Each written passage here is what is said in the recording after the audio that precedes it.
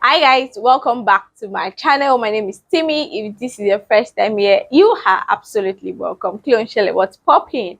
I hope you're doing good. I hope everything is going on well with you. If this is your first time seeing my beautiful face, my name is Oluwa Timlane. You can call me Timmy or you can call me Timlane.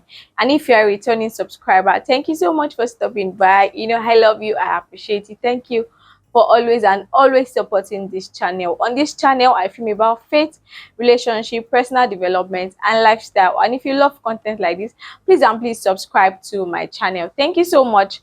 All right, so in today's video, I will be talking about working environment. Working environment. What do I mean by working environment?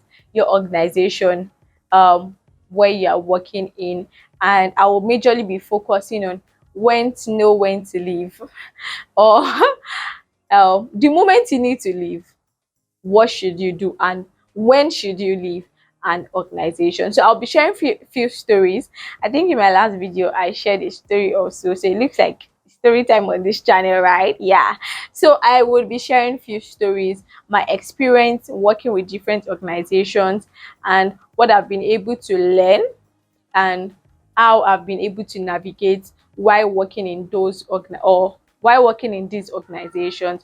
All right, so without any further ado, let's just jump right into the video. So I said in my last video that I got a job. I worked in a particular organization and went for my master's. So after I was done with class work and I was just doing my research, I started applying for a job so that I could get something doing while trying to do my research. So I got a particular job, which is HR. I was so happy because I really wanted to go into HR. I already have the administrative knowledge of HR, kind of, but I really wanted to venture into HR. So I got an HR job, which I was so glad and happy about, not knowing that job I was supposed to run away from it, right? Okay, so when I got this job, I met with the CEO of the organization. The CEO told me that okay, you'll be an HR. However, my PA left, and I will need you to also stand in that position. So I'll be an HR, but I'll be assisting him as his PA. I was like, that's not a problem, that's not a big deal. I will just do it so far. I'm getting my money. So I was told my salary. I was like, okay, cool enough. It's not bad. And I started my job. I think I got the job today. Maybe I resumed 2 days after. I can't really remember. And I was so happy. I was so eager to work. I already missed the working environment, going to work and all that stuff. All those another good stuff. So I was so happy to be back at work. So first day was good. People in the organization, they were cool. But one thing I noticed was that when this the CEO, I mean, is the CEO, is the MD. So let me stick to MD. When the MD comes to the organization, everybody's shaking like, oh yeah, everybody's trying to compose themselves. And I'm like, what's going on here? I don't understand. Are you guys pretending or what? Or is it that this man is something else? And the man noticed that when he enters me, I don't used to tremble. I don't used to shake. I will even see that everybody will standing up. Oh, welcome, sir. Good morning, sir. Me, I will just greet him while I'm sitting there in front of my system. I'll just greet him like that. I'm not going to shake. I'm not going to be here and there and trying to, he noticed that. And at that point, I think he didn't like me. I think he didn't like me. Not like I did not respect this man, but where I'm coming from, nobody is shaking up and down. Where I was coming from, like my last place of employment, I wouldn't say that is the best place to work. However, that did not happen there. We were calling even my bosses by their names, by their first name. Nobody saying Mr. Sir, blah blah blah. Yeah, I can respect my boss to say, oh yes sir, but we all call them by first name, and nobody is shaking when they enter. I'm sitting there, I'm saying good morning this, good morning that, but I'm not standing up trying to like compose myself and trying to pretend. So that was the first thing I noticed, and that was already off for me. But I'm like, okay, let's see how it goes. So it got to the point of okay, trying to carry out my PA role. I realized that everybody can go home. Only me cannot go home if this man has not gone home. Is that sensible? Like really, I cannot go home if the MD does not go home, but every other person can leave. That became a red flag for me because I'm a lady, this man is a man, and I heard that he's divorced. I need to be very careful around him, right? So it became a thing for me. At some point, when he's ready to leave, he has like, will I say, short list across the organization, not too far, like maybe 2 minutes walk, that I have to carry his bag, follow him to that short list, put his bag, put his laptop on the table, whatever he needs me to do, I have to do it before I go out of that short list. I was becoming very afraid because I'm like, what if this man, what if he misbehave, or what if he does something that is not godly to me? What would people say? Even if I come out to speak, people would say, are you daft? Didn't you see it? Why would you be in a space with your boss alone? So I was already thinking, I was already putting two together, three together. So there's this lady, I heard that she used to be the PA before. So I made friends with her so that we can always go together. And sometimes she's always open to even stay with me without the boss going home, right? So it now got to the point where he says, as his PA, anything that needs to be repaired in his home, I'm the one that would monitor it. I have to go and oversee the domestic staff and stuff like that. And when I spoke to the other guy, she said, yes, that's what is PA, what they do when they were there and when she was the PA. I'm like, okay, that's cool. But the good thing was, he said that that other lady should be following me anytime I want to go so that she can show me around, show me things. But it got to a point where this lady had to stop. So I have to go all alone. And I remember, not to bore you guys so much, I remember the man traveled in December period before we closed for the year. So he said that there are some repairs that needs to be done in his house, some cleanings. So we already got some domestic staff that was going to do that. My home was just to monitor them. And the man said he will not be back till so and so date.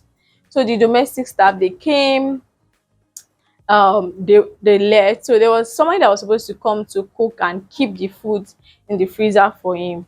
So the person was doing that.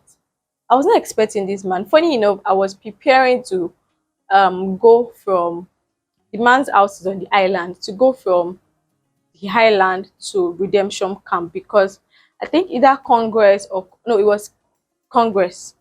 Yeah, it was Congress because it was December period. Congress was going on, and I was going to go from there to camp. It was already getting late, only for this man to show up. It was around, I was to leave by 5, but the person cooking was a little bit delaying. So I was like, okay, by 6 I would leave, and maybe by 9 I would get to camp. Only for this man to show up like around 5:30 to 6. Excuse me. I was shocked. I'm like, what's this man looking for? And I know that once he comes around, he will be sending me unnecessary errand. This man said I should go and buy groceries for him. His driver should take me. The lady that was cooking was done. He said I cannot go until he's relaxed, until he's sure that he doesn't need any other thing. Everybody has gone. And the man has a very big mansion. Only me and you, if I scream, nobody can hear. His driver is outside the security house. There's no way I can scream and the driver would hear me. My heart was already beating fast. I was like, God, I beg. So I don't know where I got the courage from. I just went to confront the man that, excuse me, I have to go. It's already past my working time and I have places to go, blah blah blah blah. The man was like, you have the effrontery to come and confront me. I said, sorry, sir, but I have to go. He said, go and get something from me. But it was shout. I went to do what he said he should do. And when I was done, I went to carry my bag. I said to him, leave. He said, you just get, yeah, rude, blah, blah, blah. I said, sorry, sir. Keniko. He said, okay, because of that, I'm supposed to give you transport fare for the good work you have done, but you have spoiled it. I said, okay, don't worry. So I just opened the door and I left. That's how I went to camp that day. I was so pained. I was like, is it that this man has another intention? But I never wanted to overthink or think about it. And at some point, this man was trying to, what I've been running away from, was trying to come close to me, like, You know, Yoruba will say, "Own be so mommy." At that point, I knew that I was supposed to run for my life. Like what I've always been thinking would happen. This man is not even showing it glaring to me. Like, guy, I want you to be my babe, maybe my office babe. I'm like, please, I don't even know me that. Please, I'm not baddie. I'm not a bad child. I'm from a good home, well trained. Please, because of one of Ghana, I want to ruin everything. I said no. So this man now developed a thread for me, and he was giving me issues at work. There's nothing I do that the man is all right. Whatever I do is always finding faults, finding mistakes in whatever I do, and it was so affecting me.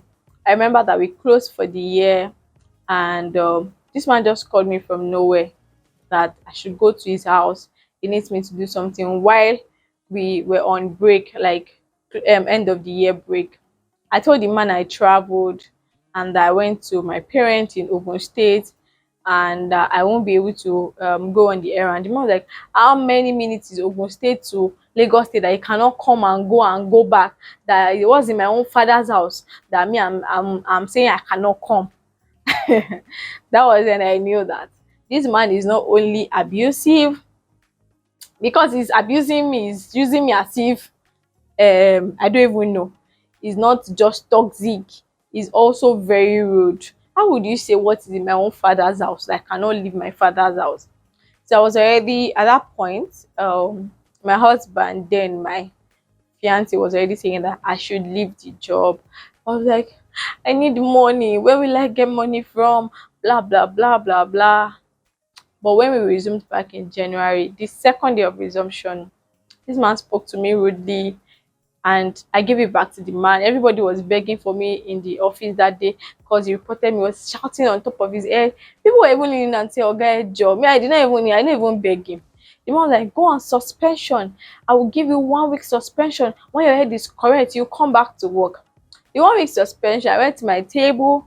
My resignation letter was already typed. I used to have draft of resignation letter in case you are once I see that you're already doing anyhow. So I already drafted my resignation letter, and I just went to drop it. The man said, "What are you still doing?" I said, "I don't want to work here again. This is my resignation letter." Say, "You even have the guts to start?" I said, "Yes, sir." So we are going to give it to so and so person, and that was how I left the organization. The few months I worked there was very toxic, psychologically draining. At some point, I was scared for my life. So at that point, I knew when to leave. I know that at this point, I do not have to stay in this organization again. I have also worked in other places that you are trembling. Your boss is making you feel like you are not working. I remember one of my boss telling me that since you've been working in this organization, you have not seen your impact, you have not achieved any damn thing. And trust me, I am working with them with another client. I'm working as an external HR for their client, and I'm also working as an HR in the organization. And these people are paying you, but you have the effrontery to tell me that I do not I've not been able to achieve anything.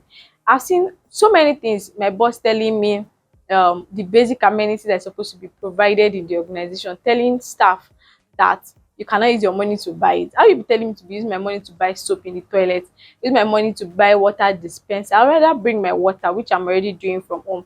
But you not having the guts to tell me all those kind of toxic trait in an organization, it can be really overwhelming and it can really get to you. But you should know when to leave.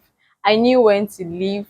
The moment my boss told me that I wasn't contributing to the organization, they were trying to speak down on me, making me feel low, making me feel bad.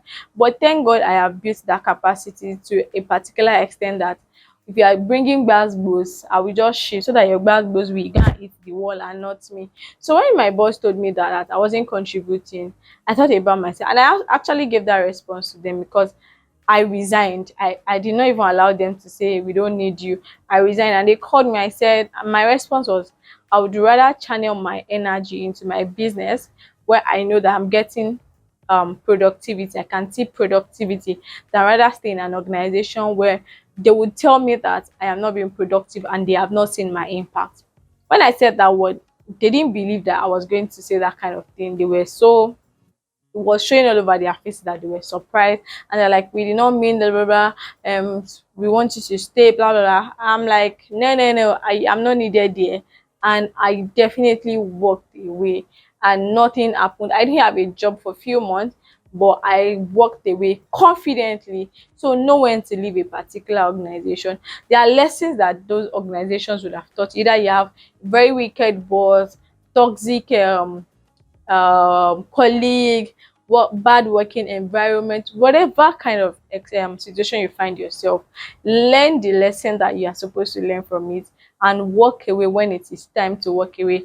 Don't stay in an organization that is not appreciating you or making you feel low of yourself. They're not really making you improve. The organizations that you are happy to work in, you are happy to wake up every morning to go to work, and you realize that you are developing, both you are developing your self-esteem, you are feeling good, all that. But there are some organizations that you're not even happy going there.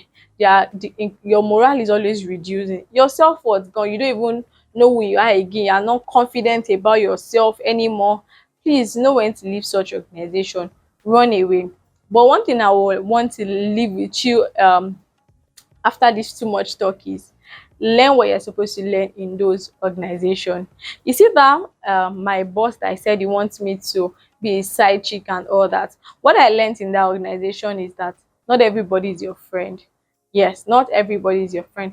That person that is smiling to you is your greatest enemy. Yes, can be your greatest enemy. Let me put it that way. So I learned in that organization that not everybody is your friend.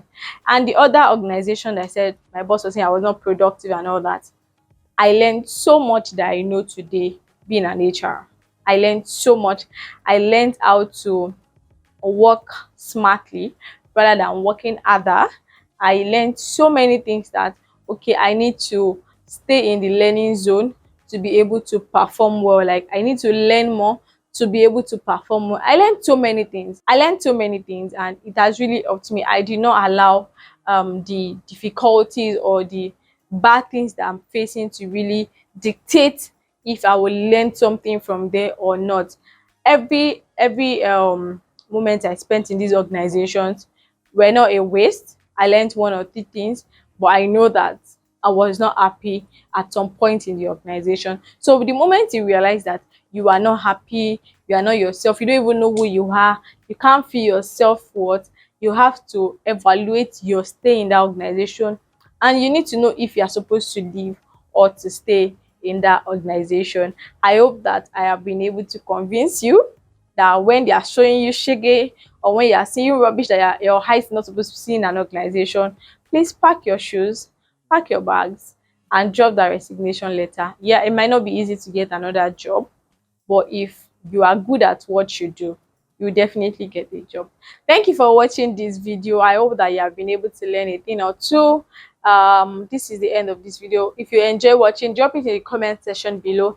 Let me know if you would like videos like this concerning working environment, HR topics, and stuff like that. Don't forget to like this video, give it a massive thumbs up, and I will see you in the next video. Stay happy and stay blessed. Bye.